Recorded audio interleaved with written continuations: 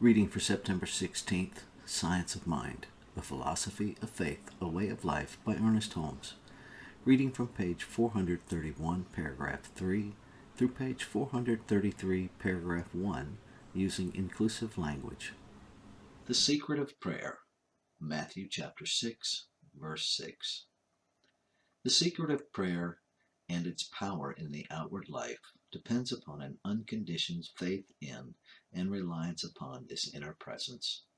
We must enter the closet, that is, we are to shut out all else and enter the presence of Spirit in quietness and confidence, believing. Prayer has power, not through repetition, but by belief and acceptance. Prayer is to be simple, direct, and receiving. We are to believe that Creator indwells our own life, that this divine presence is sufficient for all needs. We are to believe that Creator will provide for and bless us abundantly, and when we enter this secret place, we are to leave all else behind, all hate, animosity, and vindictiveness, for only in so doing can we enter. How Creator Forgives, Matthew chapter 6, verses 14 and 15. We are told that Creator will forgive us after we have forgiven others. This is a direct statement and one we should ponder deeply. Can Creator forgive until we have forgiven? If Creator can work for us only by working through us, then this statement of Jesus stands true and is really a statement of the law of cause and effect. We cannot afford to hold personal animosities or enmities against the world or individual members of society. All such thoughts are outside the law and cannot be taken into the heavenly consciousness. Love alone can beget love. People do not gather roses from thistles. The Father, who seest in secret, will reward us openly. Shall we not learn to enter the, quote, secret place of the Most High, end quote, within our own soul in gladness? We are to fast without outward sign, but with the inner mind open and receptive to good alone. Our treasure is already in heaven, and our thought can take us to this treasure only when it is in accordance with divine harmony and perfect love. The single eye, Matthew chapter 6, verse 22. If our eye is single, we shall be lifted with light.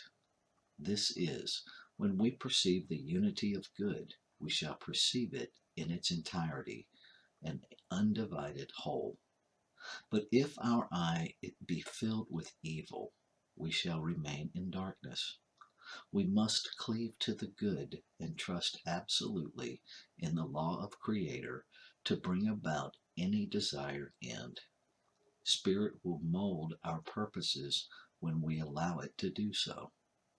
As we learn to depend more and more upon the perfect law, we shall find that the outward things which are necessary to our good will be provided. We shall be cared for as the lilies of the field, which live directly upon the divine bounty, and yet they toil not, nor do they spin. The divine bounty, Matthew chapter 6, verse 26. As Creator cares for the birds, who do not gather into barns, so shall we be cared for if we trust and do not doubt. But we are to seek the divine realm first. Jesus bade us to completely trust in Creator for everything and in every instance. He had a complete reliance upon Creator. Dare we say that such a confidence will be misplaced? Have we ever tried it? Until we have tried and failed, we are not in a position to contradict this theory. Those who have implicitly relied upon this theory are proving the principle to be definite and one upon which an absolute reliance may be placed.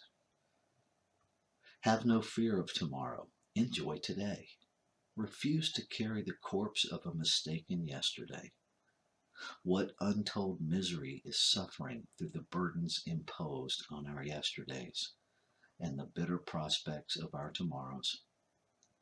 The good of the present day is too often sandwiched between these two impossible situations.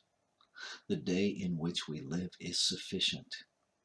We are to live today as though Creator were in its divine realm, while all is well with our souls.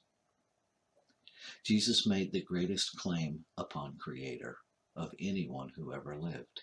He demanded a complete and unreserved trust in the goodness and loving kindness of the Creator, and hearkening down the ages, since he lived and taught his marvelous philosophy to mankind, those who have followed his teachings have been justified in their faith.